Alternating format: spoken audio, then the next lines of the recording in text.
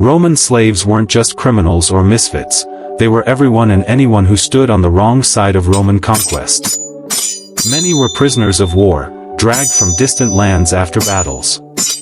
Others were kidnapped by pirates, sold into servitude by desperate families, or born into slavery from enslaved parents. Unlike later systems of slavery based on race, Roman slavery was about domination. You could be a Celtic warrior, a Greek scholar, or an African merchant. None of that mattered if Rome claimed your land. Once captured, your identity vanished. You were given a new name, sometimes just a number, and sold on open markets like livestock. Your future depended not on your skill, but on the mood of the buyer and the greed of the seller. Life as a Roman slave was dictated by two words: exhaustion and fear. If you were assigned to a latifundia, Rome's vast farming estates, you worked from sunrise to sunset, breaking soil with crude tools, your hands blistering, your back exposed to the overseer's whip. A stumble, a pause, a complaint, could lead to beatings, or worse. But farm slaves had it better than the mine workers.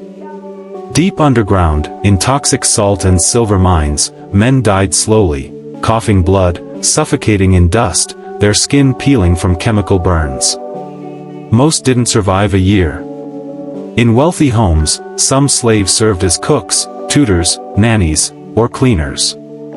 They slept indoors, ate scraps from the master's table, but they lived under constant scrutiny.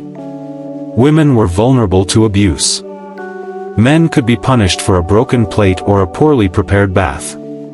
Slaves were not people in the eyes of the law, they were tools. Objects. Property.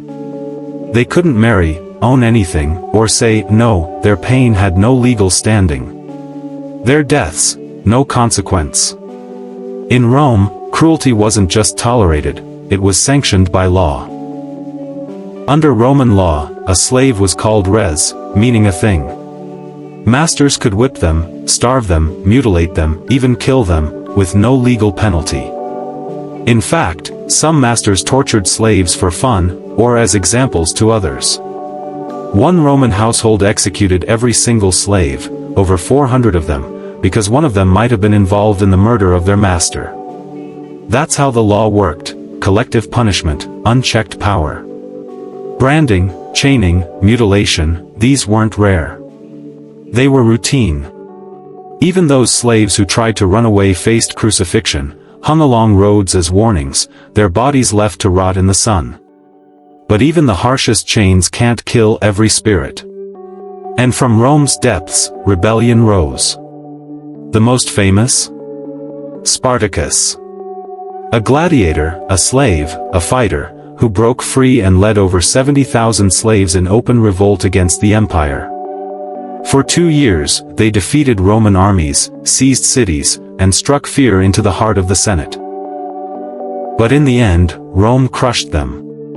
Spartacus fell in battle. And as a message, Rome crucified 6,000 surviving rebels along the Appian Way. Miles of suffering. A path paved in agony. A message to all others. You can die on your feet, or live forever on your knees. Was there hope? Yes, but only for a few. Through manumission, some slaves were granted freedom by their masters. It could be earned through loyalty, purchased with savings, or gifted in a will. Once freed, they became liberti, freedmen, and gained limited rights. Some became merchants, artists, even property owners. But freedom didn't erase the past. They still owed allegiance to their former masters. And Roman society never forgot they were once slaves. For most, however, that door never opened. They were born in chains, and died in silence. The Roman Empire stands tall in textbooks, a beacon of innovation, conquest, and glory. But every road, every temple, every monument, was built by hands that never knew freedom. Rome rose high, on the crushed bones of the voiceless. Behind every golden statue, was a shadow. And in remembering their pain, we reclaim their humanity. If you believe history should tell the truth, not just the triumphs, but the tragedies. Then like, subscribe, and follow. Because here, we give a voice to those history tried to silence.